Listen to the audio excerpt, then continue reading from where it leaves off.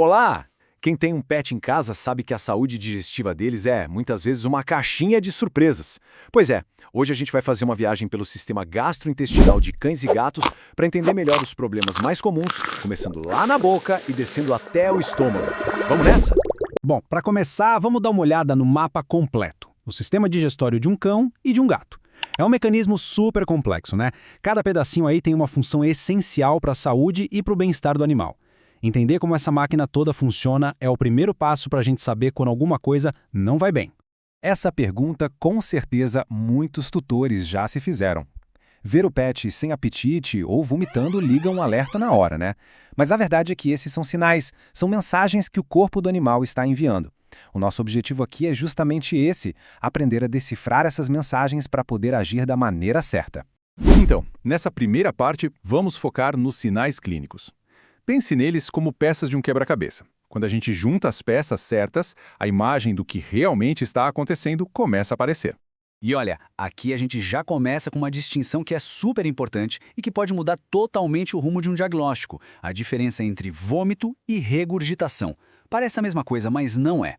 O vômito é um processo ativo, sabe? Tem aquela contração forçada do estômago. Já a regurgitação é mais passiva, a comida simplesmente volta do esôfago. Conseguir identificar qual dos dois está acontecendo ajuda o veterinário a investigar no lugar certo, o que economiza um tempo precioso. Nossa jornada começa, então, pela porta de entrada de tudo, a boca. Às vezes, um problema que parece simples, tipo um mau hálito, pode ser só a pontinha do iceberg de algo bem mais sério. Já ouviu falar em cialocele? Também é chamada de mucocele. Basicamente, é quando acontece um vazamento de saliva para os tecidos em volta da glândula salivar. Isso geralmente ocorre por algum trauma que rompe um duto. O resultado é esse acúmulo de líquido debaixo da pele. É bom ficar de olho, especialmente em raças como o pastor alemão e poodle, que têm uma predisposição maior.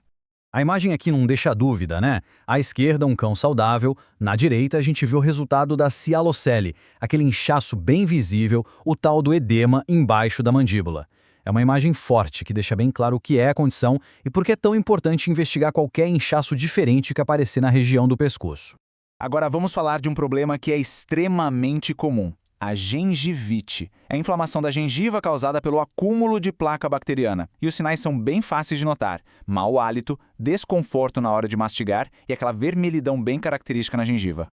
Olha, o contraste aqui é chocante. E serve como um baita lembrete da importância da saúde bucal. De um lado, uma boca limpinha, saudável. Do outro, um caso bem severo de doença periodontal. Isso não só causa a perda dos dentes, como também pode levar a infecções que se espalham pelo corpo todo. É muito sério. Seguindo viagem pelo sistema digestório, a gente chega no esôfago. Ele é tipo o corredor que leva a comida da boca até o estômago. Mas às vezes esse corredor pode ter obstáculos, como um estreitamento, que a gente chama de estenose, ou até problemas de movimento, que dificultam a passagem do alimento. O megaesôfago é exatamente um desses problemas de motilidade. O esôfago fica dilatado, meio flácido, e perde a capacidade de empurrar a comida para baixo. Imagina uma mangueira que perdeu a pressão. O resultado? O alimento não chega no estômago e acaba sendo regurgitado, e não vomitado. Lembra da diferença? Então, como é que os veterinários fecham o diagnóstico de megaesôfago? Bom, o sinal número 1 é a regurgitação da comida inteira, sem digerir. Aí, uma radiografia com contraste mostra o esôfago bem dilatado e pronto, diagnóstico confirmado. E um detalhe importante, a endoscopia, aquela com a câmera, não é a melhor opção aqui, porque o problema não é o que a gente vê por dentro, mas sim o funcionamento, a motilidade, e isso a câmera não consegue avaliar. E agora, olhem só que solução genial para um problema tão complexo. A cadeira de Bailey. A ideia é simples, alimentar o cão na posição vertical. Assim, a gravidade faz o trabalho que o esôfago não consegue mais fazer e a comida desce direitinho para o estômago. É uma adaptação que literalmente transforma a vida de um pet com megaesôfago. Chegamos ao estômago, o centro da digestão, mas também, infelizmente, o palco de algumas das emergências veterinárias mais graves. Agora a gente vai falar de coisas que precisam de atenção imediata, como a gastrite, a ingestão de corpos estranhos e a terrível dilatação válvulo-gástrico, que é uma emergência absoluta. A gastrite aguda é isso, uma inflamação que aparece de repente no estômago. Na maioria das vezes é porque o animal comeu algo que não devia, tipo lixo ou comida estragada. O principal sintoma é o vômito repentino, que pode ter resto de comida, aquela bile amarelada ou até uns risquinhos de sangue. Acontece mais em cães, viu? Essa é aquela cena de pesadelo para qualquer tutor, descobrir que o pet engoliu algo perigoso. É uma situação de muito estresse, mas saber o que fazer e principalmente o que não fazer pode mudar tudo. Vamos ver as opções. A decisão do que fazer depende totalmente do que foi engolido. Se for um objeto pequeno, sem pontas, o veterinário talvez decida induzir o vômito com medicamentos específicos. Mas se o objeto for pontiagudo ou muito grande, nem pensar. Induzir o vômito seria perigosíssimo, poderia rasgar tudo por dentro.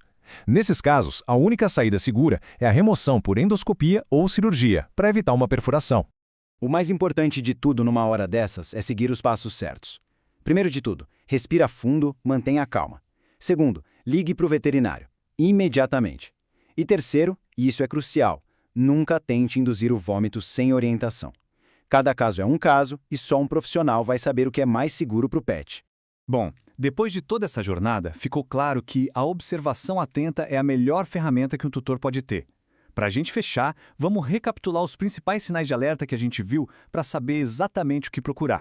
É quase uma lista de checagem, ó. Mau hálito. Pode ser gengivite. Inchaço embaixo da mandíbula. Talvez uma cialocele. Comida voltando sem esforço. Isso é regurgitação, sinal de megaesôfago. Vômito forte e repentino. Pode ser gastrite ou algo mais sério. Cada um desses sinais aponta para uma parte da nossa jornada e é um aviso de que chegou a hora de procurar ajuda profissional.